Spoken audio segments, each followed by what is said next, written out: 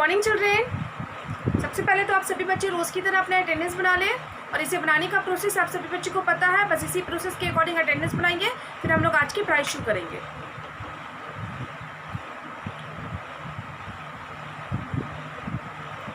सभी बच्चे एसएसटी की बुक ओपन कर लेंगे, चैप्टर 9।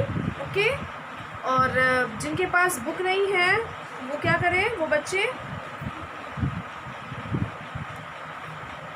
कुछ एक्टिविटीज़ ऐसी है। देखिए, पहले तो बुक ओपन कर लीजिए, और जिनके पास बुक नहीं है मैं उन बच्चों को बार बार बोलती हूँ कि आपके पास बुक होने चाहिए, क्योंकि आज जो हम एक्टिविटीज़ करेंगे वो बुक में ही है। बस एक एक्टिविटीज़ हम नोटबुक में कर सकते हैं, इसीलिए जिनके पास बुक नहीं है वो नोटबुक ओपन कर लें। ओके, लेकिन 2 एक्टिविटीज़ हम बुक में ही कर सकते हैं, इसलिए इसके लिए बुक होना बहुत इंपॉर्टेंट है। और दूसरी बात ये कि आप ऑनलाइन क्लास में भी प्रेजेंट रहा करें। मैं दोनों बात रेगुलर रिपीट करती जा रही हूँ हर क्लास स्टार्ट होने से पहले, और हर दिन मैं बोलती हूँ ये बात। तो सभी बच्चे ध्यान दें अपने पढ़ाई पे, है ना, फोकस रखें। अपनी किताबें, पढ़ाई से जुड़ी हुई चीज़ें, पढ़ाई से जुड़ी हुई काम क्या करना है कि आपको ऑनलाइन क्लास में प्रेजेंट रहना है। और इससे जुड़ा हुआ यानी कि पढ़ाई से जुड़ा हुआ क्या क्या चीज़ है, तो बुक्स, नोटबुक्स, पेंसिल, इरेजर, जो भी आपको स्टडी करने में हेल्प होती है, मदद होती है, आप वो सारी चीज़ को इकट्ठा रखें। तो वो काम तो कर लें।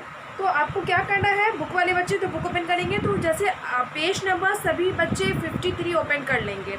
आज हम क्रिएटिव स्किल्स बनाएंगे। कल मैंने लॉन्ग आंसर लिखाया था क्वेश्चन नंबर ई, और उसके बाद हॉट्स क्वेश्चन, जो कि मैंने कहा था कि आप सभी बच्चे याद कर लेंगे। रिमेंबर था, होमवर्क में रिमेंबर था, बहुत ईजी क्वेश्चन था। क्वेश्चन क्या बोला था, right 2 lines about your classroom. आपको अपने क्लासरूम के बारे में 2 लाइन लिखना था, जैसे मैंने लिखाया था, सभी बच्चों ने नोट किया था। बहुत ईजी था, आप खुद पढ़े हैं, देखे हैं, नोट किए, तो आपको मालूम हो गया होगा। Second question was, where does the teacher keep his her things in a classroom. Classroom में, कक्षा में शिक्षक या शिक्षिका अपनी चीज़ों को, वस्तु को, सामान को कहाँ रखते हैं। तो ये भी क्वेश्चन कितना इजी था। उसके बाद हॉट क्वेश्चन था कि टीचर चौक और डस्टर लाते हैं जबकि बच्चे पेंसिल इरेजर लाते हैं, तो क्यों लाते हैं टीचर। तो इस तरीके से क्वेश्चन था। तो ये 3 क्वेश्चन मैंने लिखाया था, 2 लॉन्ग, 1 हॉट्स। तो सभी बच्चों को याद हो गई होगी। अगर जिनको नहीं याद हो पाई होगी तो कोई बात नहीं, है ना, आज वो फिर से याद कर लेंगे, क्योंकि आज हम लाइफ स्किल्स और क्रिएटिव स्किल्स बनाएंगे। तो बच्चे ध्यान दें, क्रिएटिव स्किल्स में है टिक द थिंग्स। यहाँ देख रहे हैं ना आप, यहाँ पे लिखा हुआ है tick the things which you find in your classroom. बोला है जो चीज़ आपको क्लासरूम में मिलता है, क्लासरूम में रहता है, पाया जाता है, उस चीज़ पे आपको टिक करना है। ओके, इस चीज़ के पास टिक करना है। And cross the ones which you don't, है ना, और उस चीज़ को क्रॉस कर देना जो कि क्लास में आपको नहीं, मतलब आप नहीं पाते हैं, है ना। जिस चीज़ को क्लासरूम के अंदर पाते हैं उस चीज़ पे आप टिक कर दीजिए, और जो क्लासरूम में आप नहीं पाते हैं उसमें क्रॉस कर देना। ओके, तो यहाँ पे देखिए पिक्चर बना हुआ है ना, पिक्चर बना हुआ है हर एक चीज़ का। तो क्या कहते हैं, हम पहले क्या कर लेते हैं, पिक्चर का नेम लिख लेते हैं। ओके, तो आप क्या कीजिएगा बच्चों, है ना, बुक में मैं बस बुक वाले बच्चे वो बना सकते हैं, और नोटबुक वाले बच्चे नोट कर ले, है ना, क्योंकि मैं उसको इंग्लिश में लिख दूंगी, है ना, जो वर्ड पिक्चर बना हुआ है उस पिक्चर का नेम मैं लिख दूंगी। ओके, इस तरीके से आप नोट कर लीजिएगा, और जब आपके पास बुक आएगी ना तो आप बुक में पेज नंबर के अकॉर्डिंग, चैप्टर के अकॉर्डिंग फिल कर लीजिएगा, जो भी इससे पहले भी आपने पढ़ा या आज पढ़ा, है ना, सभी चैप्टर का। तो पहले क्या है, हम लिखेंगे क्रिएटिव स्किल्स, क्वेश्चन है, ताकि ध्यान रहे। नोटबुक वाले बच्चे तो नोटबुक में नोट कर रहे हैं, चैप्टर 9 का क्रिएटिव स्किल्स है। तो क्वेश्चन क्या है, पहला है, इसमें 2 क्वेश्चन है। ओके, इसीलिए फर्स्ट दे दिया है, ठीक है। Tick the things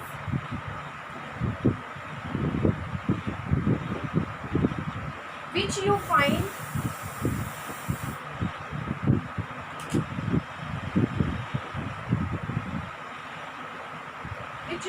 in your classroom. हालांकि ये बुक में ही बनाने का था पिक्चर के साथ, बट पिक्चर का नेम तो हम लिख सकते हैं, इसलिए मैंने करा दिया। एंड क्रॉस द वंस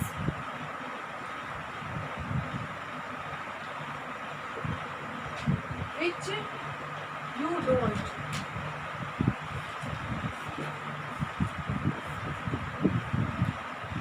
बोला है tick the things which you find in your classroom, जो चीज़ आप क्लासरूम में पाते हैं उस चीज़ पे टिक करना है।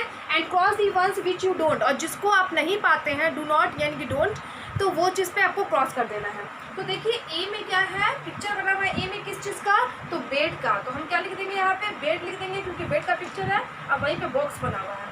अब बी में क्या है, बी में आप देख रहे हैं ना, वो क्या है, डेस्क एंड चेयर है। तो उसको जैसे आपके देखिए बुक में यहाँ पे है ना, इसे भी बेंच और डेस्क बोलते हैं। यहाँ देखिए सेम यही चीज़ बना हुआ है ना, तो यहाँ पे बेंच और डेस्क, यहाँ पे डेस्क या चेयर भी बोल सकते हैं, है ना। इस तरीके से सेपरेट भी बच्चों का रहता है बहुत सारे स्कूल में, यानी कि क्लास में जितने बच्चे हैं सभी के लिए सिंगल उसको सेपरेट बोलते हैं, मतलब अलग अलग।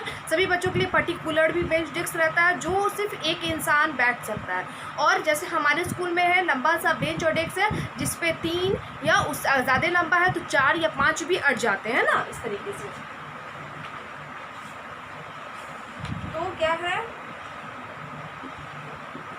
Desk chair,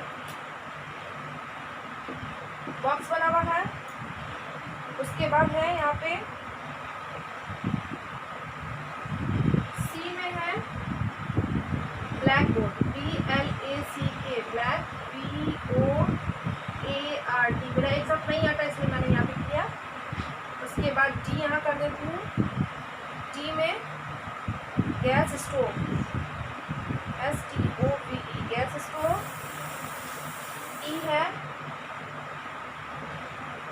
washing, WASHING, washing, MACHINE, machine, washing machine. यहाँ पे F कर देती हूँ डस्टबिन, DUSTBIN, डस्टबिन, है ना, इस तरीके से। तो अब हमें क्या करना है कि हमें जो चीज़ क्लासरूम के अंदर रहता है उसमें टिक लगाना है, और जो चीज़ क्लासरूम में नहीं पाते हैं उसमें क्रॉस कर देना है। तो bed, BED, bed, bed means बिस्तर, है ना। तो ये क्लासरूम में रहता है नहीं, तो उसमें हम क्या कर देंगे, क्रॉस, क्योंकि बेड कहाँ रहेगा, घर में, हाउस में, बेडरूम में, है ना। उसी तरीके से डेस्क एंड चेयर क्लासरूम में रहता है, रहना चाहिए, हम पाते हैं, यस, डेस्क और चेयर रहेगा तभी तो हम बैठेंगे, है ना। अब है black board, black board classroom में रहता है, तो यस ब्लैक बोर्ड क्लासरूम में ही रहेगा, क्योंकि ब्लैक बोर्ड का काम होता है, टीचर ब्लैक बोर्ड पे लिखते हैं या वाइट बोर्ड पे लिखते हैं, तो बच्चे उस चीज़ को नोट करते हैं नोटबुक में या बुक में। तो हम इसको क्या कर देंगे, जी।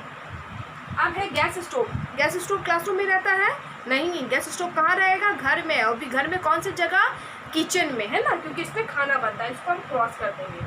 उसी तरीके से वॉशिंग मशीन, वॉशिंग मशीन रहता है क्या स्कूल में, क्लासरूम के अंदर नहीं, वो कहाँ रहता है, घर में। कहाँ रहेगा, वॉशरूम में रहेगा, यानी कि बाथरूम में रहेगा, नहीं तो किचन के बाद एक जगह होती है ना। वॉशिंग रूम भी बहुत सारे लोगों के घर में होता है अगर ज़्यादा जगह है, नहीं तो एक ऐसे स्पेस पर डाल देते हैं जहाँ पे सिर्फ पानी का काम करते हैं, तो ये हम क्रॉस कर देंगे, ये घरों में रहता है। डस्टबिन क्लासरूम में रहता है, तो ये डस्टबिन हर जगह, एक तो घरों में भी हर रूम में होना चाहिए, हर कमरे में होना चाहिए, क्लासरूम में भी हर जगह होना चाहिए, हर क्लासरूम में होना चाहिए, स्कूल में, हर क्लासरूम में, तो ये होना चाहिए। तो बेड नहीं रहता है, हमने क्रॉस किया, डेस्क चेयर रहता है, हमने टिक किया, ब्लैक बोर्ड रहता है, हमने टिक किया, गैस स्टोव नहीं रहता, हमने क्रॉस कर दिया, वॉशिंग मशीन नहीं रहता, हमने क्रॉस कर दिया, डस्टबिन। मतलब 3 वर्ड में क्रॉस होगा, 3 वर्ड में टिक। देखिए बेड में क्रॉस, गैस स्टोव में क्रॉस, वॉशिंग मशीन में क्रॉस।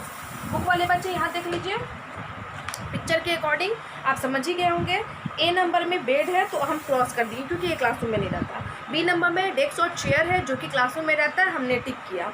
और उसके बाद ब्लैक बोर्ड है जो कि क्लासरूम में रहता है, सी नंबर में, हमने टिक किया, है ना। उसके बाद डी में क्या है, गैस स्टोव जो कि क्लासरूम में नहीं रहता, हमने क्रॉस किया। वॉशिंग मशीन है ई नंबर में, ये भी क्लासरूम में नहीं रहता, हमने क्रॉस किया। डस्टबिन ये क्लासरूम में रहता है और हम पाते हैं, रहना चाहिए, तो इसमें हम टिक कर दिए। तो 3 वर्ड में टिक हो गया, 3 में क्रॉस। अब मैं इसे वाइप करूँगी और इसी क्रिएटिव स्किल्स का सेकेंड क्वेश्चन पेज नंबर आप देख लीजिए 54 में, है ना। यहाँ पे सॉल्व दी क्लासरूम रिडल्स बोल रहा है कि ये क्लासरूम रिडल्स को सॉल्व करना है। रिडल मीन्स पहेली, है ना, पहेलियाँ है ये, इस पहेली को हमें सॉल्व करना है। क्लू दिया हुआ है, सेंटेंस दिया हुआ है, सेंटेंस को पढ़ के समझना है और उसका नाम दिया हुआ है। अब बुक वाले बच्चे समझ भी जाएंगे कि उस चीज़ का पिक्चर भी दिया हुआ है कि जो चीज़ हमसे पूछ रहा पहेली में, तो हम इसे करेंगे। ओके, तो बस यही क्वेश्चन था जो नोटबुक वाले बच्चे कर सकते थे। अब देखिए यहाँ पे है, ये भी चीज़ आप नहीं कर पाइएगा, इसीलिए बुक बहुत इंपॉर्टेंट है। ओके, मैं इसे वाइट कर रही हूँ और क्रिएटिव स्किल्स का सेकंड क्वेश्चन लिखूंगी।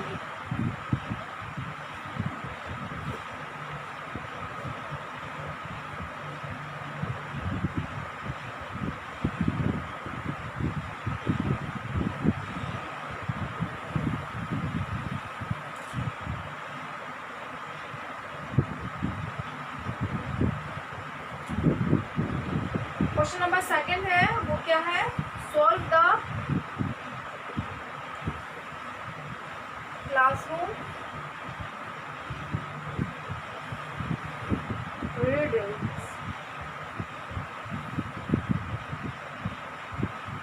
पहला है, सॉरी ए नंबर है, पहले सेंटेंस लिखा हुआ उसके बाद ए भी लिखा हुआ है। आई am thin and white,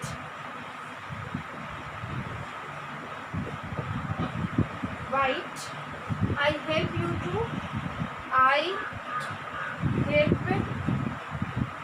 to write। Sentence लिखा हुआ है, उसके बाद क्या है, तब ऑप्शन दिया हुआ है ए नंबर, ओके। यहाँ पे अब हमें यहाँ पे नाम लिखना है, तो पहले मैं नोट कर लेती हूँ जितना अर्थ है, उसके बाद मैं समझाती हूँ। फिर है I am big and tall, big black and tall, black and tall. I am hung on the wall,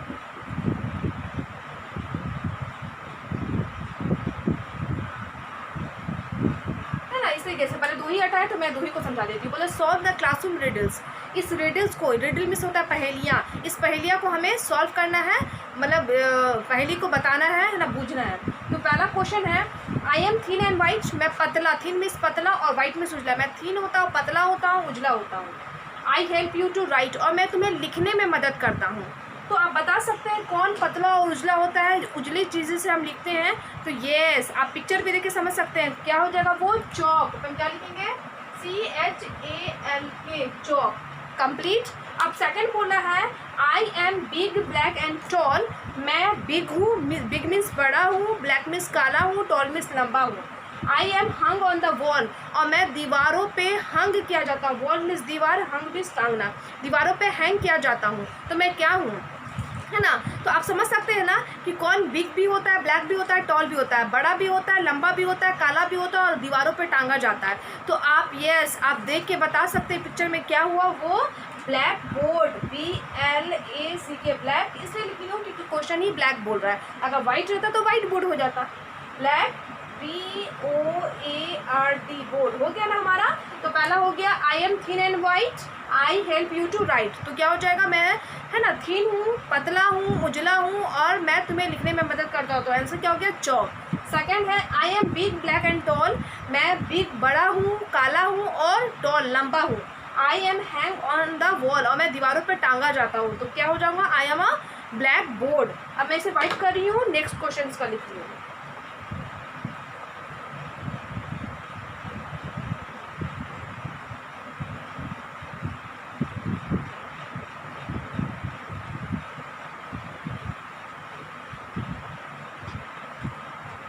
next है,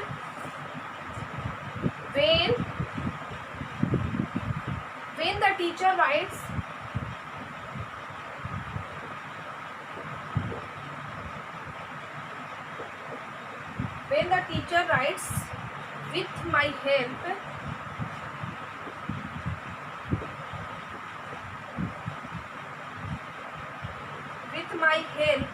she writes।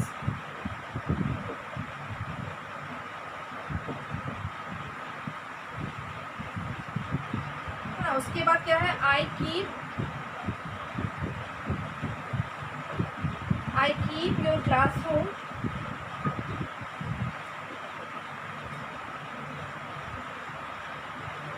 Clean, throw waste paper in.